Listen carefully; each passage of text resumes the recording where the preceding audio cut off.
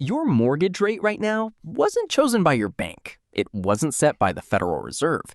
It came from a market that most Americans have never looked at once in their entire lives. A $145 trillion machine that quietly prices your mortgage, your car loan, your job security, and your retirement account. And in 2022, that machine caused the supposedly safe part of millions of retirement portfolios to lose about 16% in a single year.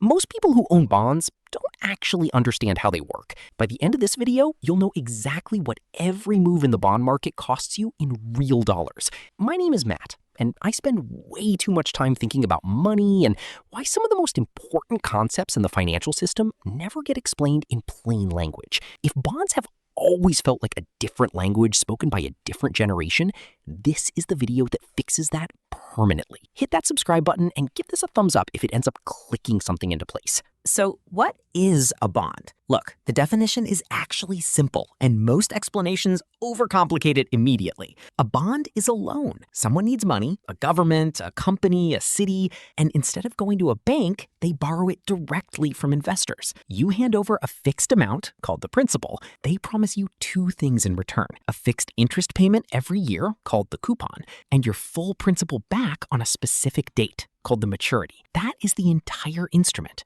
A piece of paper that says, lend me money now, I'll pay you interest every year, and I'll give you everything back on this date. Bonds are not complicated.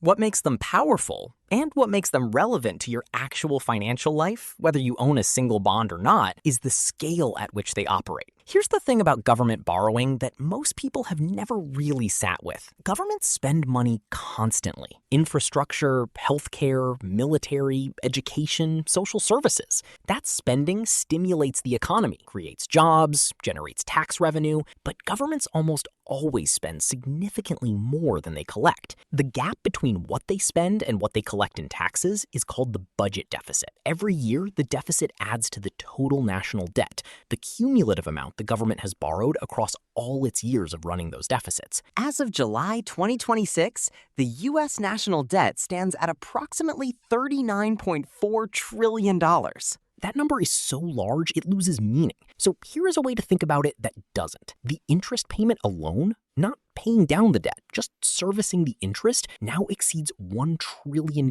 annually. That works out to approximately $2.7 billion every single day, just in interest. The US government currently spends more on interest payments than it does on national defense, and every dollar of that interest is paid out of tax revenues, out of your taxes. And the rate at which the government pays that interest is set by the same market that sets your mortgage rate. The government borrows that money by issuing bonds through treasury auctions, held on a regular schedule, weekly and monthly, depending on the type of bond. Banks, pension funds, insurance companies, foreign governments, and ordinary individual investors all participate. U.S. Treasury bonds are considered some of the safest investments in the world because the U.S. government has never defaulted on its debt. If it ever did, we would have much larger problems to worry about than our portfolios. Now, let me give you the 4 terms you need to know, because once you have these, everything else in this video makes sense.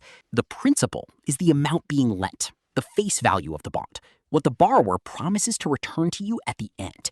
The coupon is the fixed interest rate the borrower pays you every year, expressed as a percentage of the principal. If a bond has a face value of $1,000 and a 5% coupon, you receive $50 a year in interest, every year, guaranteed. The coupon rate never changes once the bond is issued. The maturity date is when the borrower pays back the full principal. Some bonds mature in 3 months, some in 30 years. A 30-year treasury bond issued today will send you a payment every 6 months until 2055, and then return your full $1,000. The yield is the actual return you receive on the bond, which can differ from the coupon rate because bond prices change after they are issued. And this brings us to the one rule you need to understand to make sense of everything that follows. When interest rates rise, the price of existing bonds falls. When interest rates fall, the price of existing bonds rises. They move in opposite directions every single time without exception. Here's why. Suppose you buy a $1,000 bond paying a 3% coupon. That bond pays you $30 a year. A few months later, the Federal Reserve raises interest rates, and newly issued bonds are now paying 5%. Those new bonds pay $50 a year for the same $1,000. Now you want to sell your bond. Nobody will pay $1,000 for a bond earning $30 a year when they can buy a brand new one earning $50. The only way you can sell it is to drop the price until the $30 it pays works out to a competitive yield. At 5%, that price is about $600. You haven't lost any future payments. The bond still pays $30 a year and returns $1,000 at maturity. But on paper, right now, your $1,000 investment is worth $600. Every significant event in the bond market is just that rule operating at a larger scale. Keep that in your head for the rest of this video.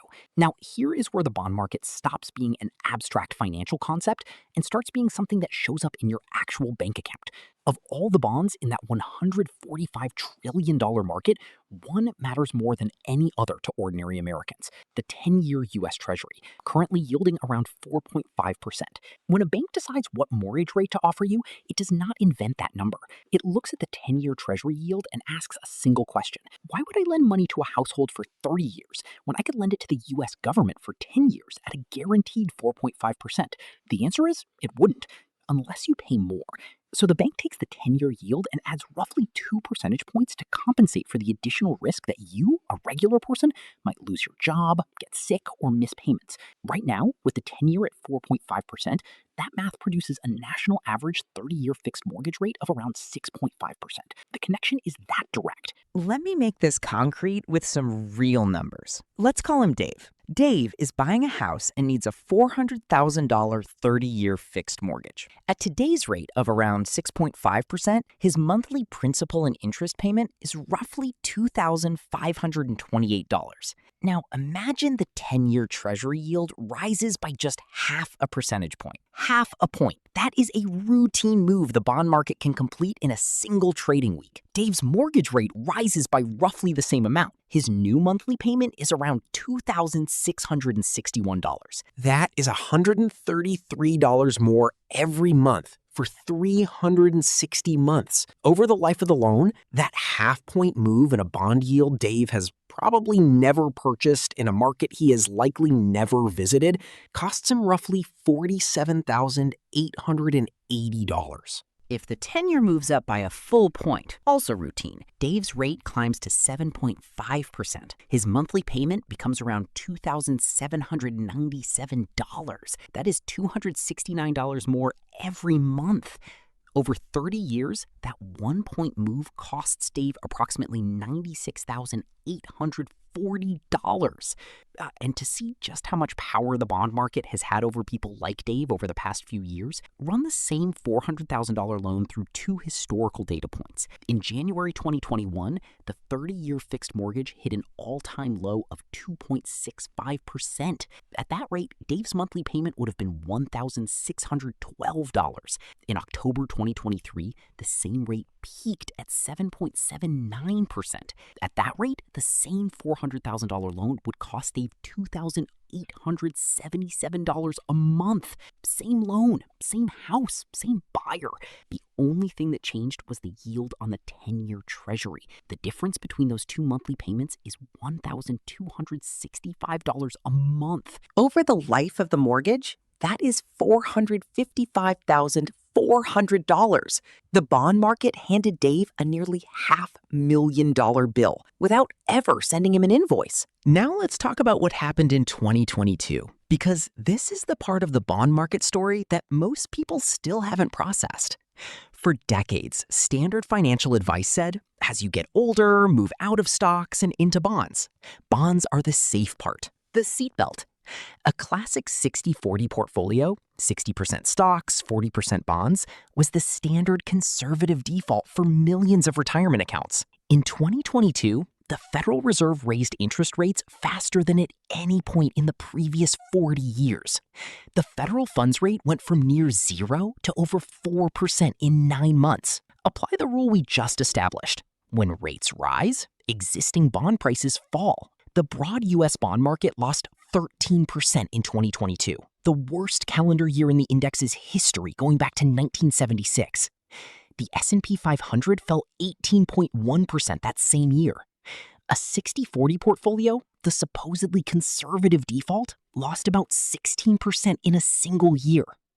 The seatbelt didn't catch anyone. It was attached to the same crash. And look, the further out on the maturity curve a bond sat, the worse the loss. Intermediate-term treasury bonds, the kind held in most retirement target date funds, lost 10.6% in 2022, their biggest decline since at least 1926. Long-dated zero-coupon treasury bonds lost 39.2%. Here's the number that puts that in perspective. A historical analysis found that 2022 was the worst year for long-duration U.S. bonds going back to 1754. Not 1954, 1754. The United States did not exist yet. There were 13 colonies.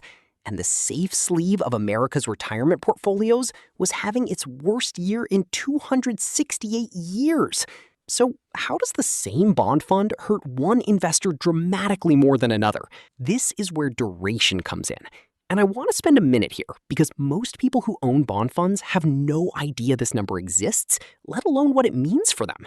Duration is a measure of how sensitive a bond or bond fund is to changes in interest rates.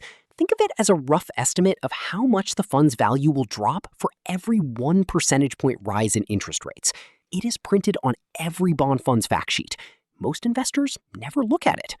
Here is what that means in real dollars. Take a retiree with $500,000 in a bond fund. If that fund has a duration of 6, typical for a broad bond index fund, a 1-point rise in interest rates costs her $30,000. If the fund has a duration of 17, typical for a long-dated treasury fund, that same 1-point rise costs her $85,000. Same person, same $500,000, same rate move. $55,000 difference, just because of a number on a fact sheet she was never told to look at. Duration is the difference between a bruise and a broken leg. If you own bond funds and you don't know their duration, you do not actually understand your risk exposure. Go find it. Now, the yield curve. This is genuinely one of the most powerful economic signals in existence, and most people have never heard it explained clearly. The yield curve is a simple chart that plots the yields on U.S. Treasury bonds across different maturity lengths, from the 3-month Treasury bill all the way to the 30-year Treasury bond. Right now, the 3-month yields around 3.71%, the 2-year yields around 4.09%, the 10-year is around 4.5%, the 30-year is around 5%. Plotted on a chart, those points slope upward. Short maturities on the left paying less, long maturities on the right paying more. This is what economists call a normal yield curve, and it makes intuitive sense. The longer your money is tied up, the more compensation you want for tying it up. More time means more uncertainty. More uncertainty means higher required yield. Occasionally, something unusual happens. Short-term yields rise above long-term yields. The 2-year Treasury starts paying more than the 10-year. The curve inverts. And here's the thing about that inversion that should get your attention. According to research from the Federal Reserve Bank of San Francisco, every single one of the last 10 U.S. recessions, going back to 1955, was preceded by an inverted yield curve. 10 for 10. Over 70 years. No other recession predictor comes close to that record.